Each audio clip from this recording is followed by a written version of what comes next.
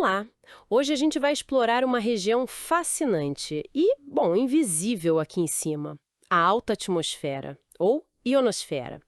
Temos uns materiais bem interessantes aqui, né? Um relatório super detalhado sobre o estudo dessa camada pela luminescência atmosférica, focado na anomalia magnética do Atlântico Sul, bem aqui no Brasil, e também um guia sobre como as ondas de rádio de baixa frequência viajam por lá.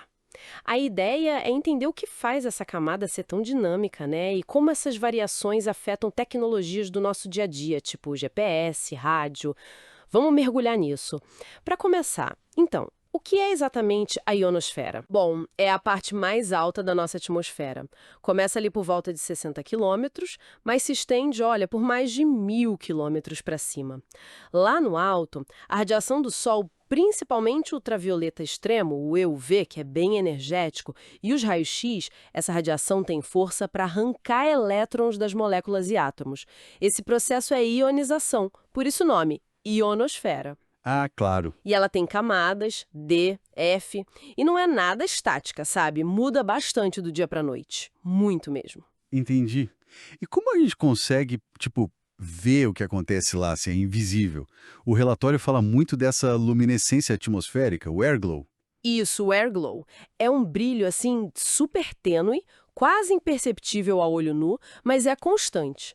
A própria atmosfera emitindo luz. É basicamente o resultado de átomos e moléculas que foram excitados, né, pela radiação solar principalmente, e aí liberam essa energia extra como luz quando voltam ao normal. Que interessante. E o relatório foca em duas emissões do oxigênio atômico. A luz verde, de 557,7 nanômetros, que é mais comum nas camadas E e F, e a vermelha, de 630 nanômetros, que vem da camada F, a mais alta.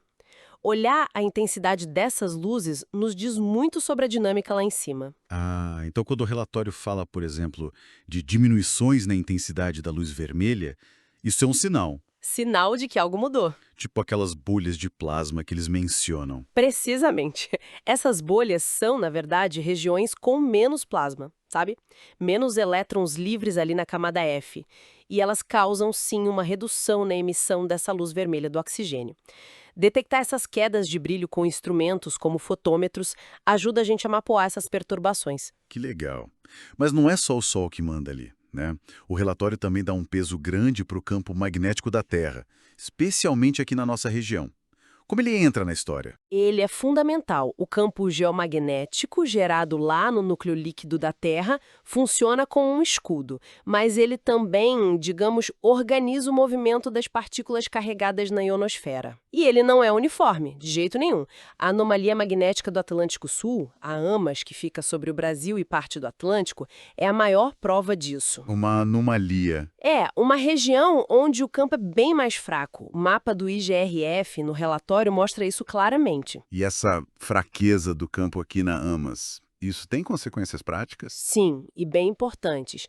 Primeiro, influencia como as partículas se comportam e interagem, e isso afeta fenômenos como o próprio airglow. E segundo, é crucial para a propagação de ondas de rádio. Aí entra a tal da teoria magneto-iônica. Magneto-iônica. Isso. Basicamente, o campo magnético força a onda de rádio a se dividir em dois modos de propagação, o ordinário e o extraordinário. Divide a onda. E o que acontece daí? Bom, acontece que esses dois modos viajam por caminhos um pouquinho diferentes e são absorvidos ou freados de forma desigual pela ionosfera. Isso afeta tudo: a força do sinal, a clareza, até a polarização que chega no receptor. E esse efeito é mais forte em frequências mais baixas, como as que o guia de radioamadorismo aborda. Falando nessas bolhas de plasma e outras irregularidades que os dois materiais citam, imagino que isso cause problema, né? Para tecnologias que dependem de sinais que cruzam a ionosfera, tipo o GPS. Exatamente. Essas bolhas são as grandes vilãs para os sinais de satélite.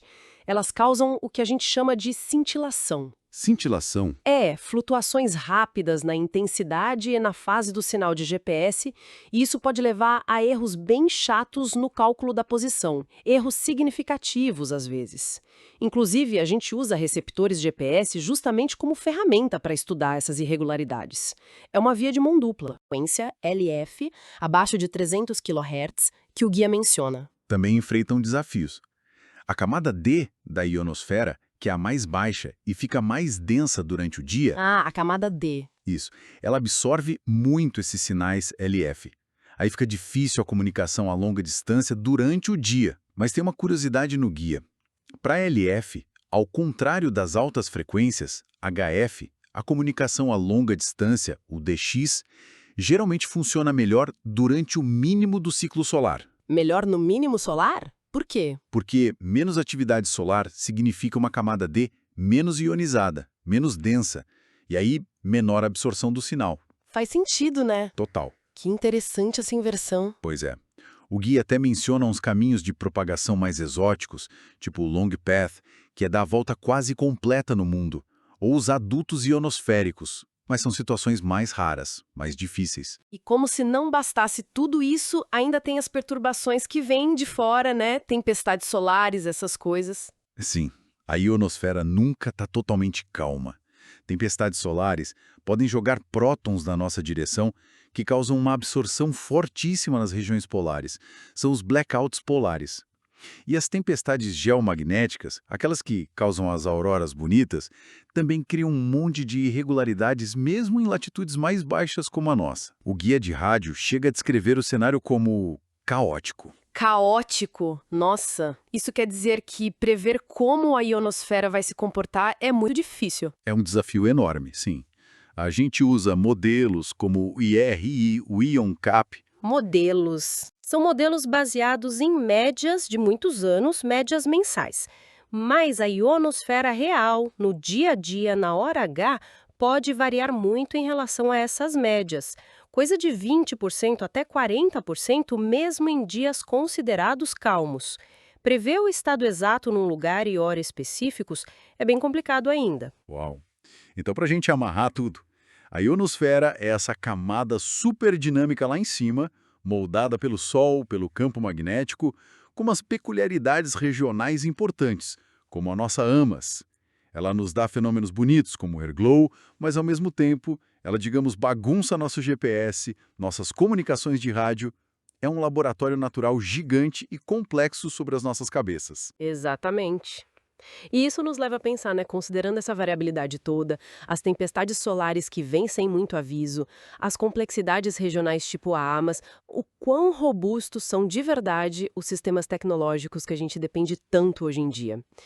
Talvez a chave para ter comunicações e navegação mais confiáveis no futuro seja justamente, desvendar mais a fundo os segredos dessa camada atmosférica, que claramente ainda guarda muitas surpresas para a gente.